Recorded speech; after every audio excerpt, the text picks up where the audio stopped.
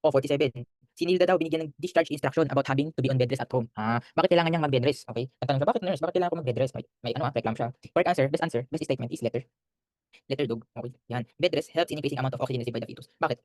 Pag ba nag Pag ba si mother is nagagalaw, gagamit ng oxygen yung katawan niya? Yes, 'di ba? So makikihati pa yung fetus sa oxygen niya sa katawan. However, kapag nag-bed rest lang si mother, hindi pa siya gagamit ng oxygen. I mean gagamit siya ng oxygen pero reduce yung intake niya ng oxygen. Therefore, may pagkakataon si baby na makakuha ng enough oxygen kasi pwede niyang masolo. Gawa ng hindi naman masyadong nangangailangan yung body ni mother. Okay? So perfect yung letter. Bed rest helps in increasing amount of oxygen received by the fetus. Okay? Kasi imbis na ibibigay kay mother yung oxygen, imbis na ibibigay ng body kay mother, nagpapahinga naman siya, hindi niya kailangan masyado ng oxygen demand kay baby niya. Okay? That helps the baby receive more oxygen. Okay? So 47 is letter dog. Okay? Oh, 48. Sabi ni Regina, 22-year-old, napapansin ko po na parang napapadalas ang pagbabara ng ilong ko. Wala naman po akong allergy. Anong dahilan nito? Okay, easy. Letter B, di ba? Kasi, okay, sa buntis, di ba, tumataas progesterone, estrogen, sabi natin kanina. At isa pang factor, isa pang kayang gawin ng estrogen is mag-increase ang vasodilation. Okay, ngayon, kapag tumaas estrogen, increase ang vasodilation. Okay, therefore, okay, nasal congestion.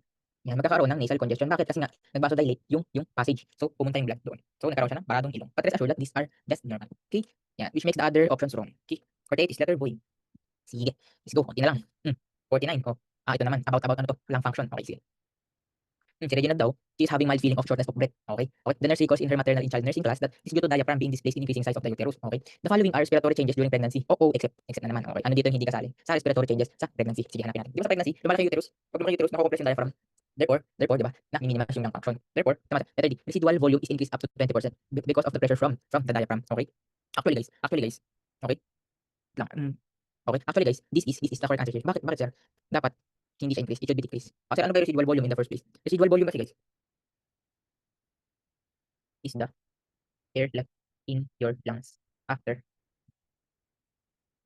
Okay? Okay, ito yung matitirang hangin sa lungs mo after mo mag-exhale. Kasi ba, nag-inhale ka, exhale. Pag-exhale mo, lalabas mo na lahat ng hangin na inhale mo, pero may residual volume pa rin na natira sa loob ng lungs mo kasi hindi naman pwedeng masiro yan. Okay? Ayun, yun yung residual volume. Ngayon, imbis na mag-increase, dapat mag-decrease yun. Bakit? Kasi in the first place, na-compress Na-compress yung uterus mo. Diba? Na-compress yung diaphragm mo. Na-compress siya ng malaking uterus mo. So, reduce yung inhale mo, reduce yung pag-exhale mo, reduce din yung matitirang hangin after exhalation. So, residual volume therefore is reduced. Okay? Because the uterus compresses the diaphragm.